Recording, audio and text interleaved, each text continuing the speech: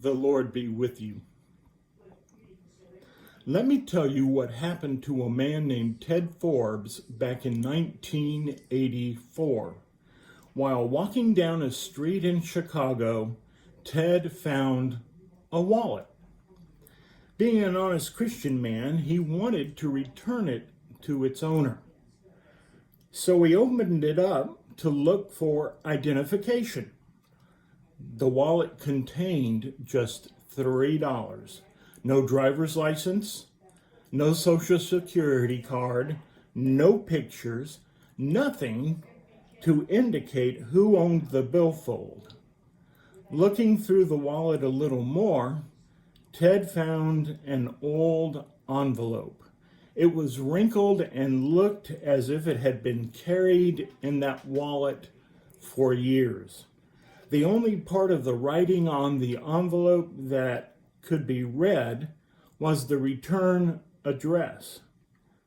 To find more information, Ted opened the envelope, and to his surprise, the letter was dated June 6th, 1924.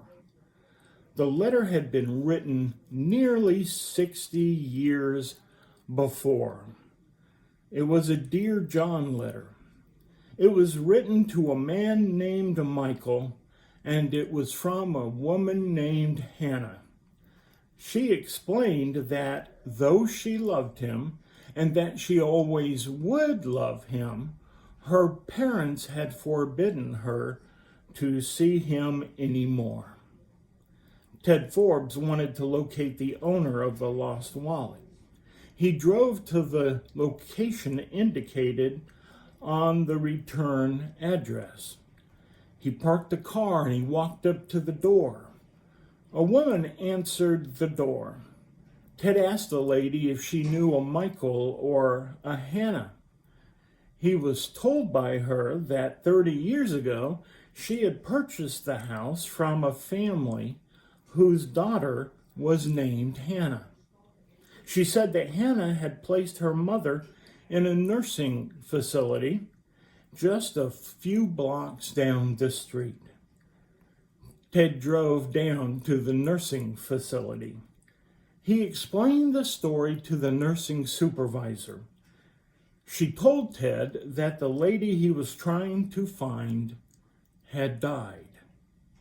However, she gave him a telephone number where he might locate Hannah. Calling that number, he learned that Hannah was not living there anymore. The person answering the phone said Hannah was now in an apartment complex for the elderly.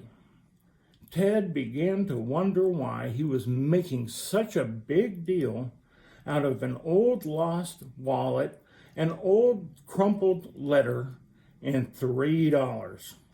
But he decided to keep looking until he ran into a dead end. He finally tracked down Hannah and went to visit her at the apartment house for the elderly. She had an apartment on the 3rd floor. Ted knocked on the door. A gray-haired, alert, bright-eyed lady with a warm smile on her face answered the door. Yes, it was Hannah. He had found her. Ted told her about finding the wallet and, showing her the letter, asked if she knew someone named Michael. Hannah took the letter. Tears filled her eyes. She told Ted that the letter was the last contact she had with Michael. She said that she had never married because she never met anyone she loved as much as she loved Michael. Then she asked Ted if, when he found Michael, he would tell him she still loved him and that she thought about him every day. Ted thanked her and left. As he was walking down the apartment house hallway, he was carrying the wallet in his hand. The janitor saw the wallet and stopped Ted in the hallway. Let me see that wallet. Ted handed it to him. Why, that's Mr. Goldstein's wallet. I'd know it anywhere.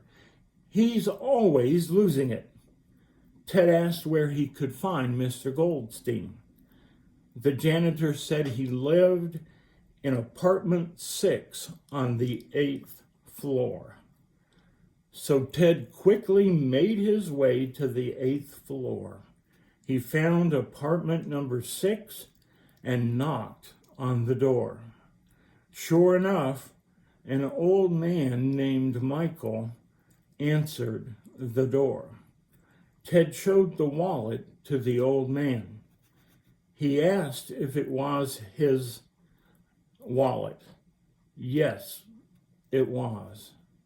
Ted admitted reading the letter to seek identification of its owner. He told Michael, that his life had nearly ended many years ago when he lost Hannah. He had never married and had never stopped loving her. The old man became very excited when Ted said, Mr.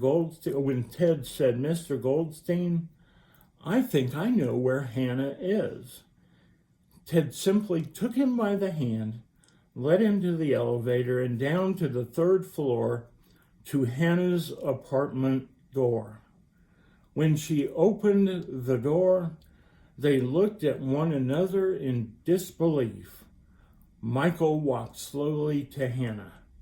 He took her in his arms, and the 60-year separation evaporated in the warmth of their love. About 3 weeks after Michael and Hannah were reunited, Ted got a call asking him to be their best man. They were to be married after years of separation. It must have been quite a sight, a 79-year-old man and a 76-year-old woman acting like teenagers.